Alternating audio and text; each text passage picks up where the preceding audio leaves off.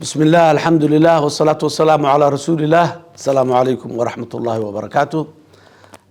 ما أنت وحن dadka Soomaaliyeed halkan u soo istaagay in aan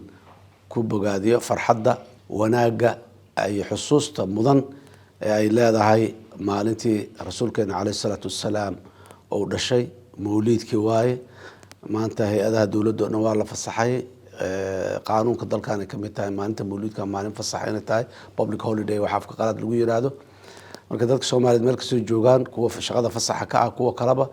waa ugu hambalyeynayna waana ku bogaadinaynaa maanta kalena waa maalin xusuus mudan farxad mudan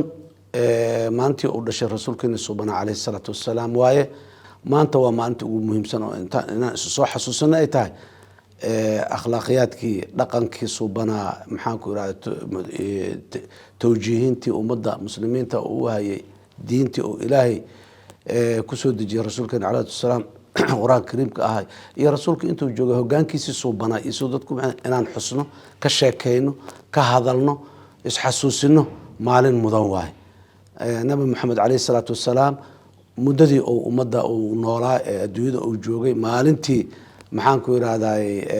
wixii ugu horeeyay uu soo degay qaarul xira ilaa maalintii uu dhimanayo aayadii ugu dambeysay oo quraanka ay ku soo degaysay inta u dhaxaysay dhaqankiisa sidoo ahaay inaan intaan akhrino inta taqaano akhrisan ummadda ay u sheegto ku daysano daba kacno wixii uu sameey jiray aan sameeyno wixii uu dadka ka celi jiray aan ka harno waaye zamankii uu noolay ka duwan aan ku noolnahay duruufaheena gaarka oo hadda jiro wargeys aan jirin aan leenahay laakiin mar walba xusuusta nabiga calayhi salaatu wassalaam zaman kastoo aan joognaba waxay ku leedahay dabaqaad iyo raacid iyo dabagelid ku leenahay waxaan rabaa marka dadka Soomaaliyeed inaan xasuusiyo u sheego walaalaha siirada iyo maxaan ku iraahdaa taariikhda rasuulka calayhi salaatu wassalaam yaqaanay in ay walaalaha kale u sheegaan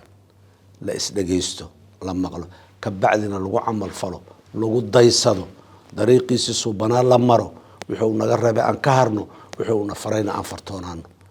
waa maanta muhiimadda ay leedahay waa maalintaas waa maalin farxad leh waa maalintii ilaahay adduunyadan inuu si kama dambaysa ay u toosto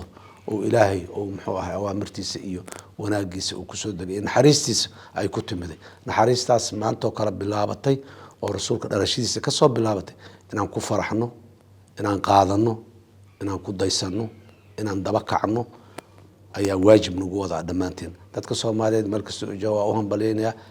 fursadan laga faa'iideysto fursad tacliimeed fursad xasuusin fursad tarbiya awlaadeena aan ku tarbiyeyn waaye fursadda waxa ay leedahay aan uga faa'iideysana hadii aan leeyahay aad iyo aad u mahadsantihiin wassalaamu calaykum waraxmatullaahi wabarakaatuh